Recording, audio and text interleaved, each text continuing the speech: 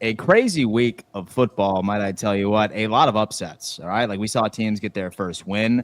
We saw both remaining undefeated teams lose as well. It's definitely a competitive landscape, I've realized. It's either that or, like, it's very difficult to pinpoint, like, what team is truly good, like, truly hitting their reins right now. But let's just go on ahead and start unpacking, some of these games, starting off with the London matchup. Let's talk about the Minnesota Vikings and the Cleveland Browns. The Minnesota Vikings end up edging out a victory 21-17. But boys, I got to tell you what is our take on how Dillon Gabriel played? Obviously, he had a big test going up against the Minnesota Vikings defense. Went 19 for 33, 190 yards, and 2 touchdowns. And so the defense still did their job over in Cleveland, but Minnesota, after avoiding a scare, of course, from Carson Wentz going down right before the half, came back and finished out the game, and they get it done in London. TD, thoughts on the early game yesterday? What do you got? Yeah, man. I watched the entire game. I thought it was a good game. One thing to take out of that game is the fact that the Cleveland Browns defense is legitimate, and people need to come to understand that. Carson Wentz was under pressure all day. They even knocked him out of the game, but he did return. There was a little panic setting in for Vikings fans when he got knocked out, but he did end up returning to bring his team to victory. Justin Jefferson just had a field day. Overall, man, the Minnesota Vikings, they were sound in this game. I'll put it like that. They weren't explosive. They were sound. Justin Jefferson was explosive. But this is really about the Cleveland Browns overall. Great defense. But Dillon Gabriel under center is, if he was a veteran, I would say above average. Okay? But he's a rookie. So I felt like Dillon Gabriel was good. Like not, and you know how my rankings for quarterback, you need to be really good, great, or elite, right? He was just good. And that's not a bad thing. That's a good starting place. But it's nothing to write home about and feel like you know what he's going to be long term. But I was uninspired. Kevin Stefanski did a very good job protecting him, making sure there was a lot of dink and dunks, which you should be doing for your young quarterback. He probably had like 3 passes that were intermediate, but they were really good passes for about 15 to 20 yards in the middle of the field. Yeah, like first game, especially in London, obviously going to be some growing pains here and there. I still have a gut feeling that his start is going to be temporary. And so I think that just about every single quarterback is going to get a rep at about 4 games this year for Cleveland. But it's such a shame, too, because that defense over in Cleveland is Super Bowl caliber. Yeah. Like, they are a damn good squad. And if only they could figure it out offensively on a more consistent basis, what could have been over in Cleveland? Richie, thoughts on the Vikings and the Browns game? How do you got? Yeah, it was an entertaining game. They got, the Browns, the one thing I'm impressed with them is they have a really good rookie class, minus their that's true. Minus Mason Graham. Their first round pick. He's not been anything to write home about just yet early on in his career outside of their number 5th overall pick. You got Harold Fannin getting in the end zone for the first time, the rookie tight end. You got their running back who is absolutely fantastic. And then, of course, Dillon Gabriel out there making some plays. And I think that, the future for Cleveland, it really just comes down to hitting on their quarterback. And they have 2 rookies that they're going to be balancing. I was impressed with Dillon Gabriel. I'll be honest. I mean, Dan, you and I were there at the Senior Bowl. I came away very unimpressed with Dillon Gabriel at the Senior Bowl, and he looked a lot better in his debut than I thought he would. I think I hate to make that comparison. It's lazy because he's a southpaw, but I feel like he could be another version of Tua, just like picking but like timing and quick releases and moving and like I don't know if it's just like poisoning my brain because he's a lefty. Or I think that's the only, I don't know. Richie, there's more than that. It's like the size. It's like he's doing everything like Tua does, but in a different way. And, and we know what Tua is. He's not a bad quarterback, but he's just not great. And that's just the maybe if Dillon Gabriel gets there, hey, maybe he'll get paid the big bucks. That's all he can want for.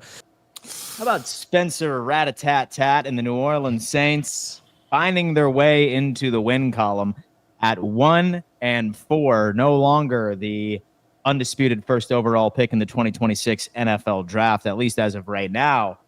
But the Saints end up defeating the New York Giants 26-14.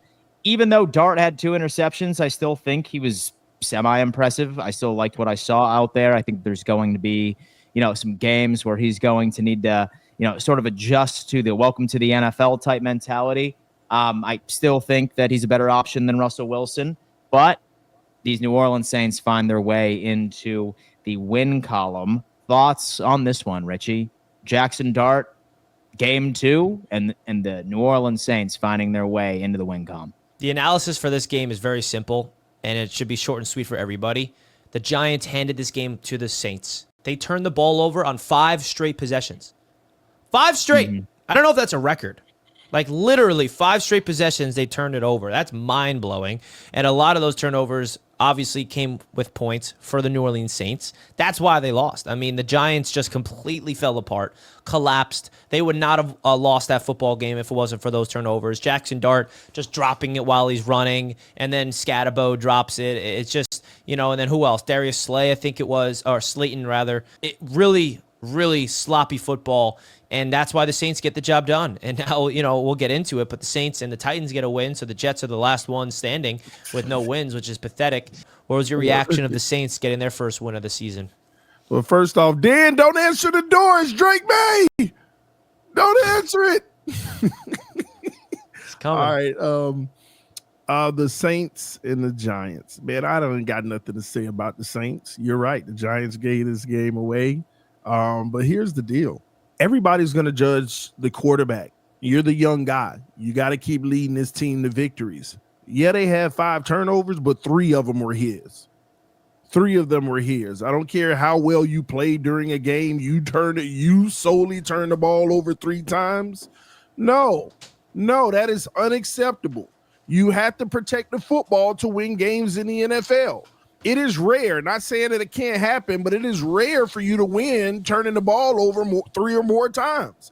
And your quarterback alone accounted for 3 of the 5 turnovers, okay? So Jackson Dart needs to wake up today and say, hey, you know what? That's on me. I'll be better. You don't turn a football over 3 times in the NFL and expect to win. Okay, this was an opportunity to spark this team and go 2-3. Last week you got them out of the dump, and now you want to try to build on it. And all you did is showed, hey man, I'm still raw, I'm still young, but you got to make progress. Ballers ball, y'all. Ballers ball. This team was poised to start going on a run led by you, and you were a major contributor in the loss.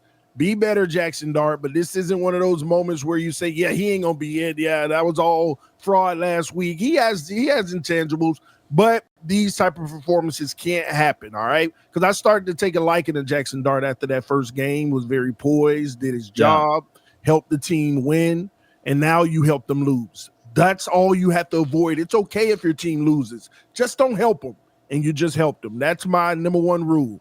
Did you contribute in the win or did you contribute in the loss? And that's what matters. And see, the sad thing is that like this is when the schedule for the Giants gets absolutely awful. Yeah. It gets absolutely awful. Yeah. They have the Eagles at home, then the Denver Broncos, then the Eagles again, then the San Francisco 49ers, the Chicago Bears, the Green Bay Packers, the Detroit Lions. You can really you can hurt this kid early.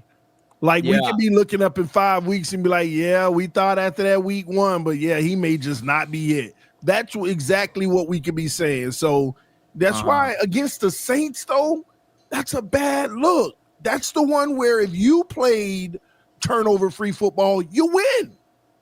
You win. It's on you. Yeah, there's other things on the team, but I'm tired of people always pointing to the team when the quarterback can have the biggest impact when they do stuff like this. They win this game if Jackson Dart doesn't turn the ball over 3 times. You can't convince me otherwise. Those damn New York Giants, man, now they have a gauntlet ahead of them. Good God. It's also an opportunity to rise, so we'll see. Hey, look, you know what? Like, TD, for the most part, has been knowing ball recently, right? Because not only did he say Pats would beat the Bills last night, he did predict that. I will give him credit for that.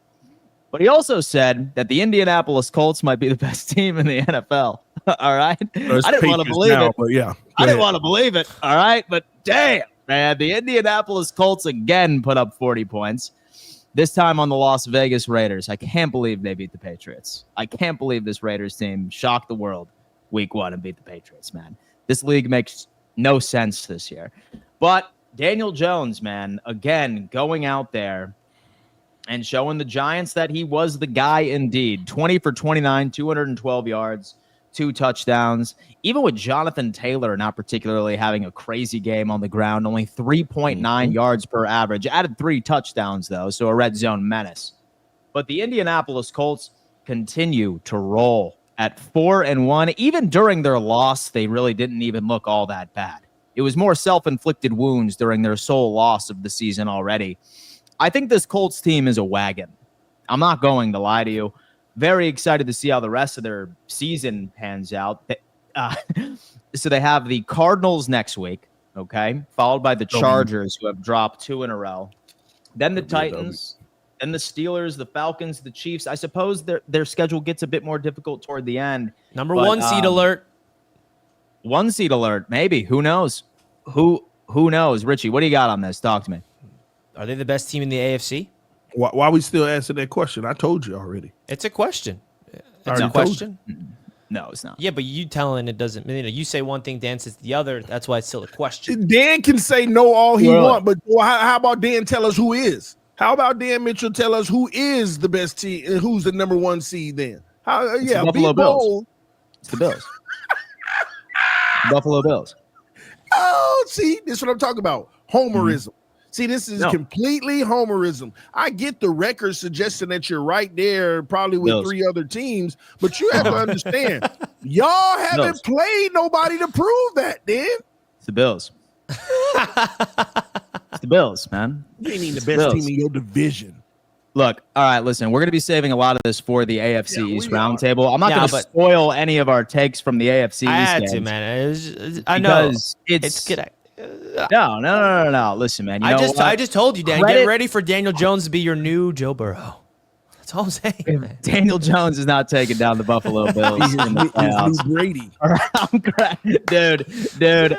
I might retire if Daniel Jones takes out the Bills in the first round of the playoffs. Marches in the Buffalo legacy game. Oh, my goodness. It would be an absolute legacy game, but talk to me about these damn Colts. Go ahead. No, all jokes aside, dude, like, it doesn't matter how bad a team is, like the Raiders.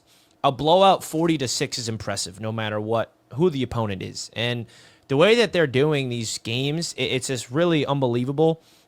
Controlling Jonathan Taylor is the offensive player of the year at this point of the season.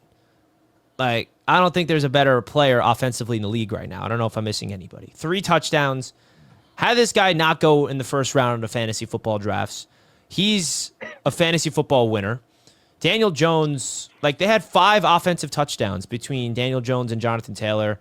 Right. They're just absolutely dominating this sport. Not even just offensively. Defensively, they're making plays.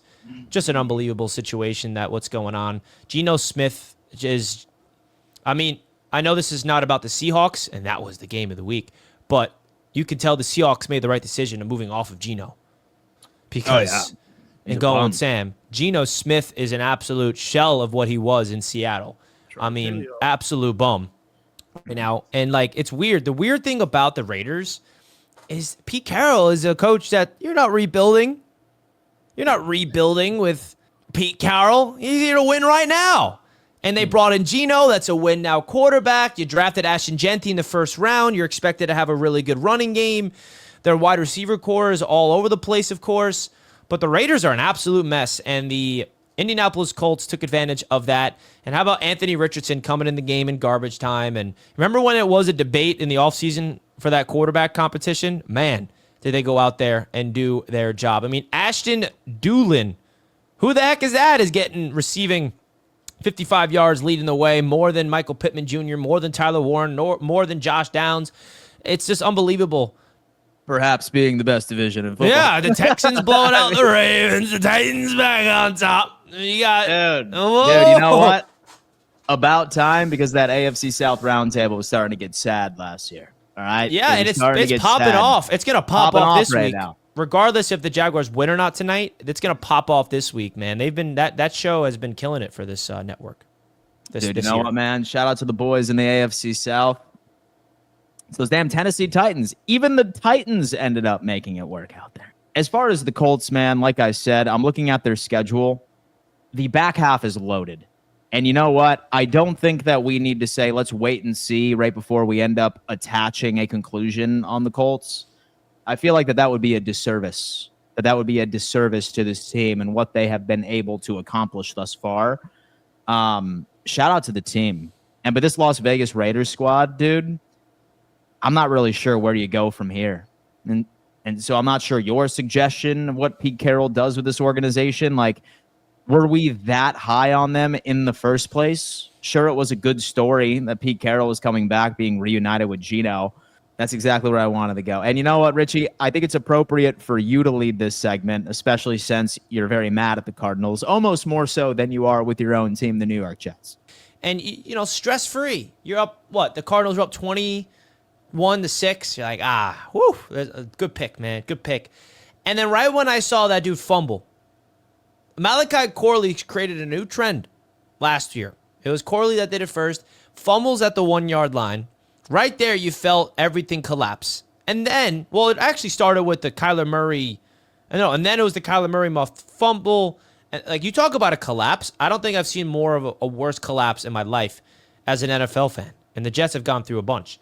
And then you talk about Cam Ward. I wish you guys saw my reaction to that. That interception Cam Ward threw. I'm celebrating. Yeah, let's go. And then he fumbled it. And then they kick it in the end zone, and the Titans recover for a touchdown. That was the most ridiculous sequence I've seen in football. And then the Titans somehow get it done. And then Cam Ward has a chance. All they need is a field goal. And then they go down the field. Calvin Ridley with the beautiful pass. I mean, shout out to Cam Ward, bro. He went out there and made some big-time throws and big-time moments. That was an awesome moment for him, getting his first win of his NFL season. And the Titans are able to get the job done. I mean, that's why these survival pools are so ridiculous, because you just never predict when one of these bad teams are going to go out there and win a game. And, hey, the Cardinals are a bad team, bro. I mean, it's not even like the Cardinals are a good team, and it's, like, crazy. And we got Jets fans like, yeah, first pick. Shut up. I don't care.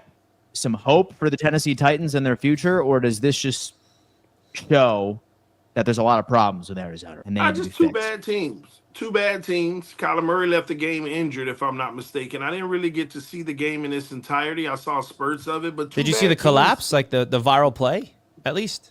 Oh, no. Dude, one of the craziest plays ever. So, TD, Cam Ward has the ball in the red zone, and they're down by, I think, 9 points or maybe double figures. And it's in the fourth quarter. Cam Ward throws an interception, right? And right there, you're like, game's over. The guy who picked it off gets up and fumbles the ball immediately, and the ball's at the 5-yard line, and everyone's going to try to pick it up. And the Titans, a Cardinals player went to go pick it up. He accidentally kicks the ball, and the ball goes all the way into the end zone. And then Tyler Lockett, the Titans wide receiver, jumps on it. Touchdown, Titans. So instead of a interception thrown by Cam Ward, it turns into a touchdown for the Titans because they intercepted it, fumbled it, kicked it in the end zone, and recovered it. That play, like, was breaking my brain, man, watching that and rooting for the Cardinals. That should still go down as an interception stat, though, right? It was an interception stat, yes. Yeah. But it resulted in a touchdown for the Titans, so I think Cam Ward will take it. Yeah, I just saw in a critical moment, Cam Ward makes his big 30 to 40-yard pass to Calvin Ridley that really put him in the good position to win the game. It's just two bad teams. And at the end of the day, we expect it from Tennessee, but Arizona, like, are they going to continue this Kyler Murray story after this year? It's got to be the last year. It's got to be.